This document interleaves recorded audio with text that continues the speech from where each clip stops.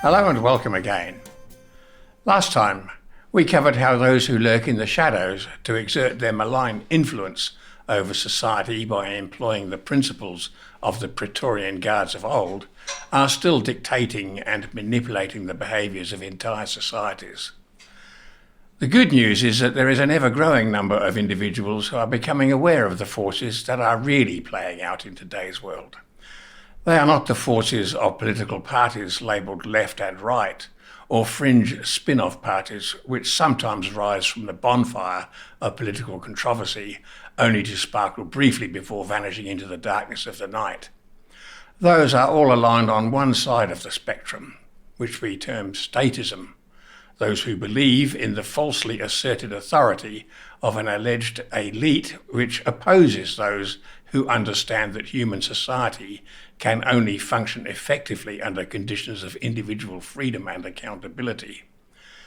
No, the true struggle is between these two ideologies.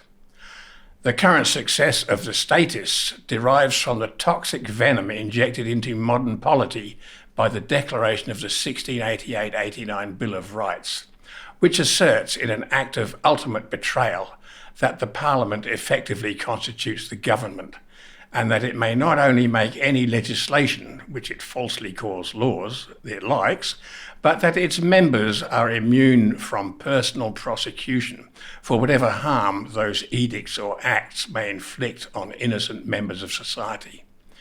This is an utter repudiation of the principles enshrined in perpetuity of Magna Carta 1215, which is the treaty between the monarch and the people. Despite the reticence of some to call a spade, this assertion and the attempt to enforce it by the use of militarized constabularies falls only under one definition: high treason. What is to be done about this? There exists a recently composed letter which has been distributed to as many of the members of the Australian judiciary as possible. It expresses brilliantly the principles involved in the way these members of society act, and the author, Fitzroy Sterling, has graciously permitted me to quote it in full. Following that, I will suggest some courses of action that individuals can pursue as we attempt to do our duty in restoring a lawful system of justice, namely one run by the principles of trial by jury. The letter is entitled, "Natural Law Ensures that All Violations of Truth Return to Their Source." Quote, "The structure you serve is populated by conscious men and women endowed with holistic intelligence and an instinctive understanding of the difference between behaviour that nourishes life and behaviour that destroys it. Yet you operate as willful functionaries who devour trust in pursuit of domination by force. The courthouses you occupy are not your own, but public institutions captured to harvest and plunder the innocent with impunity. You speak of legislation as if it were law, immutable and sacred, when in truth, legislation is malleable and manipulated to serve a criminal architecture. The moment there is a hint of obfuscation or falsehood, truth itself is desecrated. This system protects property over people, but whose property exactly? These are accumulated holdings derived through theft, deception, and historic acts of oppression. The property you protect is not neutral or benign. It is the stolen wealth and resources controlled by a select few who profit from systemic exploitation. This system does not merely favour appearance over accountability, it favours deceit. It does not support those with true power, understood as alignment with self-evident truths embedded in the fabric of reality. Instead, it privileges the immoral, those who wield their intelligence to orchestrate acts of unspeakable evil beyond what the moral could conceive to achieve their goals. You deceive yourselves that you serve justice, but what you truly serve is permission, a manufactured consent that legitimizes control, suppresses conscience, and perpetuates structural violence.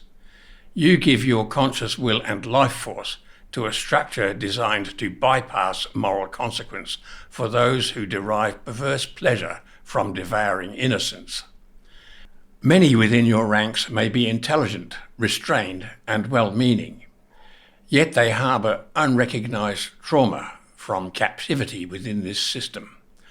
The structure ensures such trauma remains unresolved, fomenting a willingness to suppress conscience for the comfort of avoiding the devastation traded for conformity. You still have the choice to awaken and to restore the sacred trust this system betrayed through your hands. The future will remember whether you chose to be pillars of authentic justice or architects of ongoing oppression. Your obedience to this system is the gravest sin, willful obedience to immorality. The judiciary is hardly silent. Every member possesses a moral compass and thus awareness that this system is bent beyond recognition. Yet you choose to persist and participate. Understand this, history will not only remember what you wore or how politely you spoke, history will remember all your deeds. Obfuscation and cunning expression of evil are entangled in your writings and your speech. Power and truth are not opposites. Force masquerading as power transgresses natural law. True power is expressed through alignment with the natural flow of life. It is this alignment, this truth, that is missing from your work. Until it is restored, the scales will remain unbalanced. Every individual possesses an inherent moral capacity for self-governance. However, the system of enforced compliance you serve deliberately suppresses the conditions needed to activate these facilities, masking itself as justice while perpetuating enslavement. We, the people, hold evidence that true democratic rule of law is founded on a collective agreement where public servants facilitate justice as our nation's highest aspiration, rooted in conscience, morality, and natural law, not the crime of manufactured consent that you currently uphold.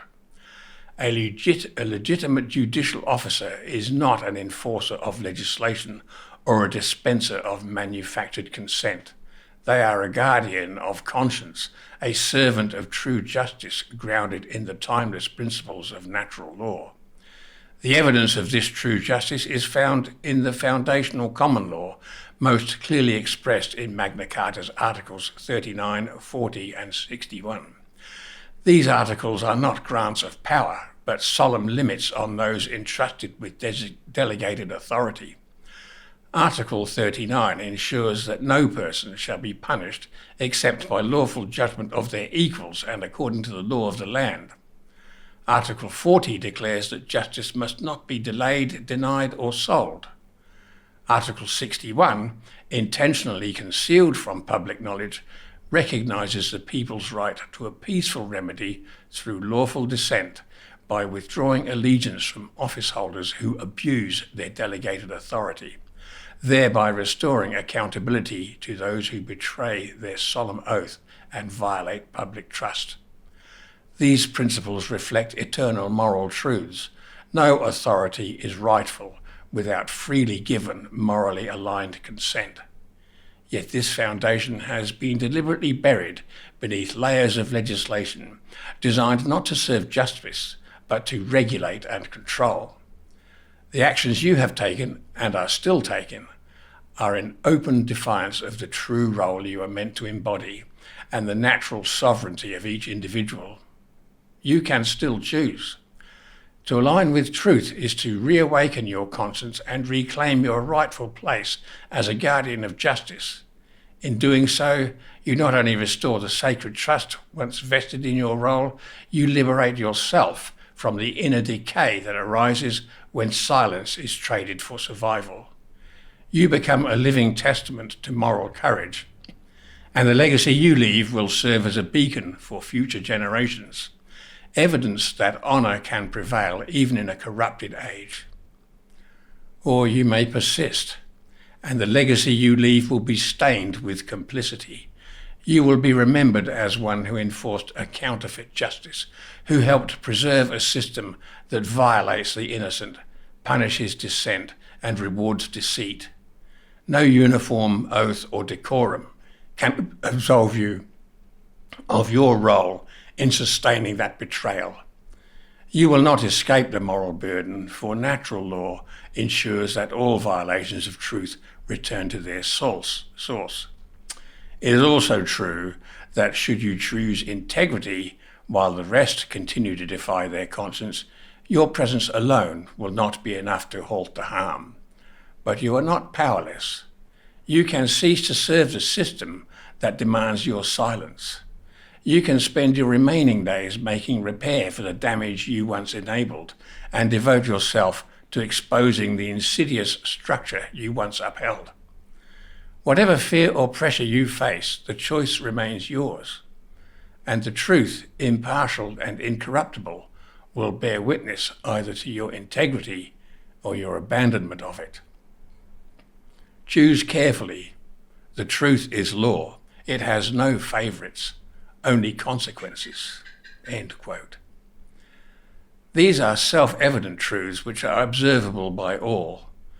While there may be some participants in the legal system who are naively blind to the harm they cause while believing themselves to be genuine servants of the public and the law, it is impossible to sincerely hold the view that there are many, especially in the upper ranks, who aren't aware that they are functionaries of a system which is basically violent and therefore, although they vainly try to deny it, criminal in its nature.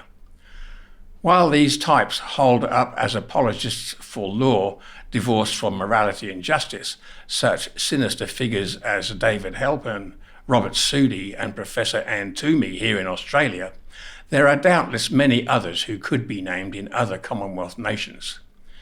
Each of the three just mentioned are on public record as either promoting a corporate state as a legitimate form of government, belittling the importance of Magna Carta 1215 as the true foundation of our Constitution, or simply asserting that in the absence of forceful opposition, ruling by coercion and violence is acceptable and should be welcomed by the populace, as if.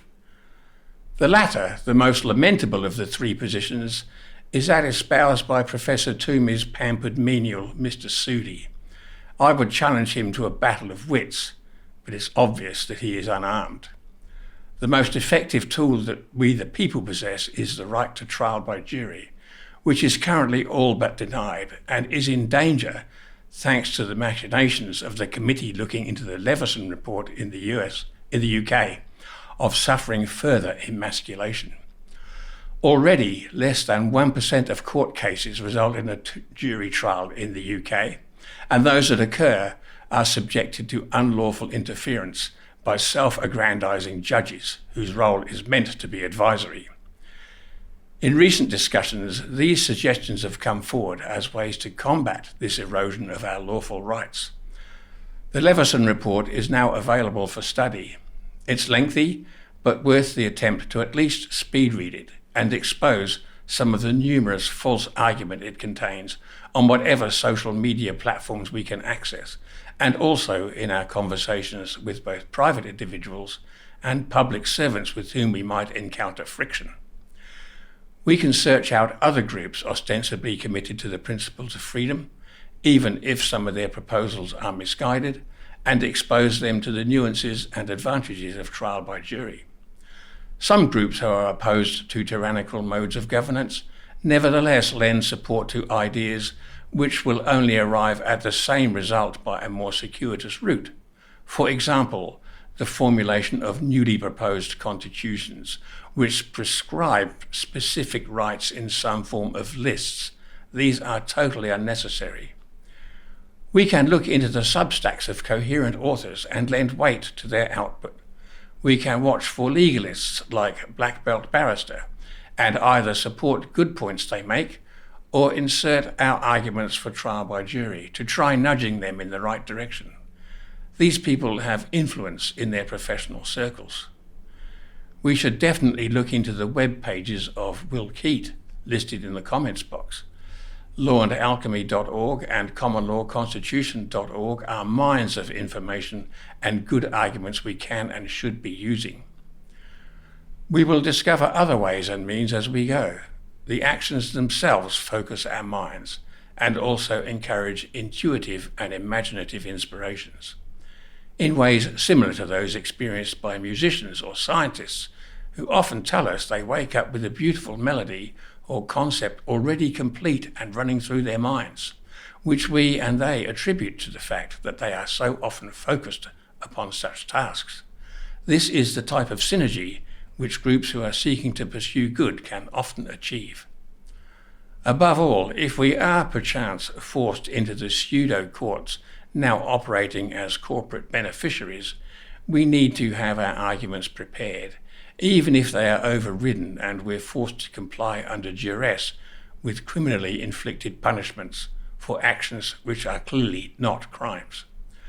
At least that way our arguments are on record and may one day form evidence in trials by jury of those so devastatingly exposed by Fitzroy Sterling's incisive analysis. Thank you for watching.